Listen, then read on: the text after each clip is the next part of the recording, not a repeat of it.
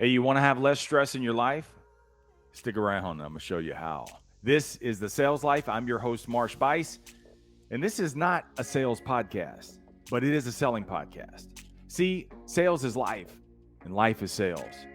And everything that you've achieved in life is because you sold your way there. And everything that you haven't accomplished in life, it's because you settled and you stopped selling. Selling requires 5 skills that you already have access to, you just don't ignite them. And that's communication, curiosity, creativity, continuous learning. And it also means that you got to confront some things, but productively. I'll take the 24 years of sales experience and show you how you can apply these to every area of your life. So if you're tired of settling, then you better get to selling. Welcome to The Sales Life. I'm so happy that you are here. If this is your first time here, consider hitting the subscribe button both on the podcast and also the YouTube channel. And if you've been here a time or 10, welcome back. But don't keep the sales life to yourself. Help show your support and grow the show by sharing it with others, whether it be snippets, clips, links individually, text messages, or just putting it on social media and tag me in it so that way I can also share the love with you. All right, so let's get on with today's episode. As promised, you want to have less stress in your life, right? And I didn't say that you're going to be stress-free, because stress is actually important in your life. It's meant to strengthen you, but it ain't meant to shrink you. And many times, the problems that we encounter in our lives, we layer one on top of the other until they become burdens. And the burdens become so heavy in our life that we can no longer shoulder the boulder of problems. And it weighs us down and we no longer move. You got to think of your life a lot like a cement truck. My son drives one. And you know that tumbler in the back? As long as it's loaded with cement, the thing always spins, because the minute it stops, it's going to harden. Then you got a real problem. And many times that's what happens in our own lives. Because we layer a problem on top of problems, then we stop moving as much, moving mentally, moving physically. Everything hardens, and we look at the worst in every situation and every person. And I really believe that a lot of the stress that you have in your life is self-induced, because you don't classify the stress properly. And so you walk around and you assume certain things in a negative way. So because of certain situations that are going on in your life, you assume the cashier across from you is prejudiced. Because you've been passed over for a promotion many times, you assume that the boss has it out for you.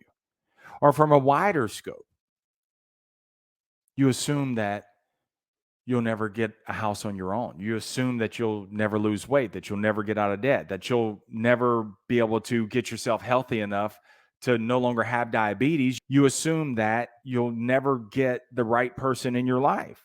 And if you think about all the times that you step out the door and go into all sorts of situations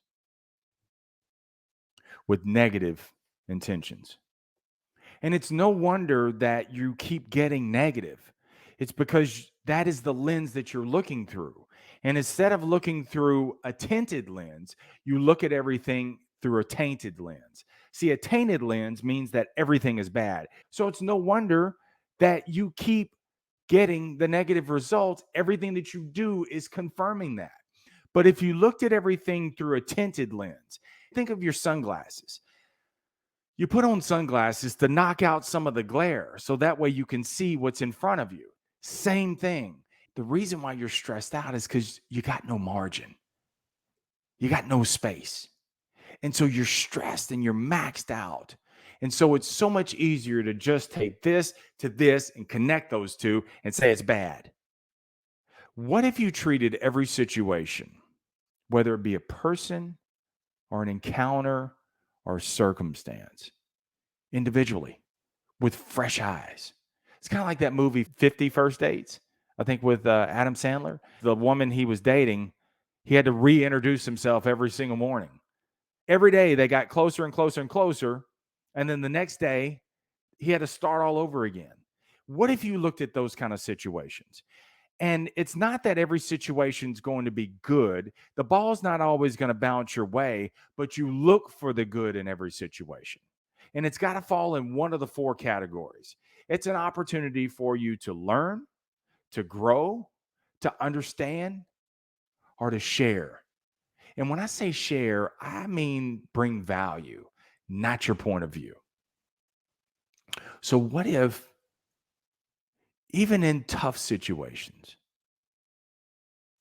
you could create the space and say, in this situation, can I learn from this? Is this an opportunity for me to grow? Is this a situation where I can understand, not only for myself, but understand the other person's point of view? Or is it an opportunity for me to share and bring maybe one of my circumstances where I'm vulnerable and I share that to let that person know, you know what, you're not alone? Or even have that empathy that that cashier could be having just a tough time in her life. Wouldn't that be different? Think about how lighter you could step out every single day, knowing that they're all fresh, new opportunities. So, what if you treated every situation as positive? Not Pollyanna. Pollyanna means I don't see any of the problems. Oh, it's all good. You're lying to yourself. That's Pollyanna. But positive means that I try to find the good in the situation. Can I learn? Can I grow? Can I understand? Can I share? One of those. Is that any of that where I could zoom out, create the space, and say, this is one of those opportunities that I can learn, grow, understand, share. And if it's not, I leave it right where it stands. I don't carry it over. I don't layer it. Isn't that different? Think about how you could change everything in your life because you created the space to change. It's different, man. Just think about that for a second. And in those situations, they're connections, they're dots. And some days it means that it's a dot that I can connect to from previous days to learn, to grow, to understand, to share. Maybe I don't get it right then and there. But as those dots get placed every single day, and as I look at every situation independently of one another, even if it's similar, even if it's the same person, I treat it as brand new. How much more beneficial and beautiful and colorful will your life be? And I'm not saying this is going to be easy. It's work for me and for you. And some days there may not be a dot there. Maybe that dot is way off in the future. Maybe it's a day for me to just put my dot up there. I don't know where it leads. I don't know what it does, but I do my part. This is what I learned. This is how I can grow. This is an understanding that I'd never seen it like this before, but I put my ego aside and now I'm getting some understanding. Or maybe it's something that I can share. If not now, maybe later. Because maybe there's a bigger picture at play here. Maybe I don't have the full story yet. maybe it's not for me anyway. Maybe it's for them. And I'm a key player in their life. I got the idea for this message from author Scott O'Neill, and he wrote Be Where Your Feet Are. And it's about creating bandwidth in your life. I remember when streaming really became big, and at the dealership, because we had little bandwidth, when the technicians were streaming radio, like Pandora and stuff, YouTube, it pulled so hard on the bandwidth that it slowed the production down. And so we had to create more bandwidth so that way everybody could get on and use it as needed. And creating space and margin in your life is creating that bandwidth. It gives you the ability to improve your performance and your connections, to learn, to grow, to understand, to share. O'Neill writes, there's a level of misunderstanding in this world that we have to appreciate. And we also need to know that we won't always understand everyone or everything for that matter. But we must always make room for them, even when it's different. And I'll tell you this, man, the world is a very big place with a very big table. In every situation, and every person has a space at that table. And it doesn't mean that we have to like every situation or everyone.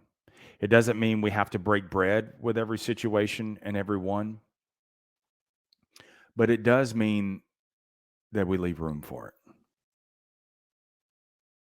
For them and for others.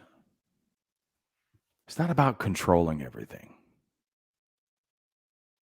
It's about finding the relevant pieces that apply to my life. And even though that person may not be like me, even though the situation is distasteful, leave room for it. Because there are actually opportunities in disguise. And it may not make sense now, but it will connect to a meaning later. And sometimes space is needed to get to the full story. Let me know how your progress is going. You can connect to me at marshbuice.com, and there you'll find all the socials where I hang out, as well as all the links for videos and podcasts. And in the bottom right is a mic, and that's a special link from you to me. Let me know what's going on in your life. Let me know how I can help. I'm no hair, but I'm all ears, and I'd love to hear from you. If this or any of the episodes of The Sales Life have brought any value, would you leave a rating and review? These are super important because there are millions of podcasts for people to choose from. And your rating and your review may be the thing that makes them stop, subscribe to The Sales Life, and change everything in their life. Thanks for being here today. Remember, the greatest sale that you will ever make is the sale you on you, because you're more than enough. Stay amazing. Stay in the sales life.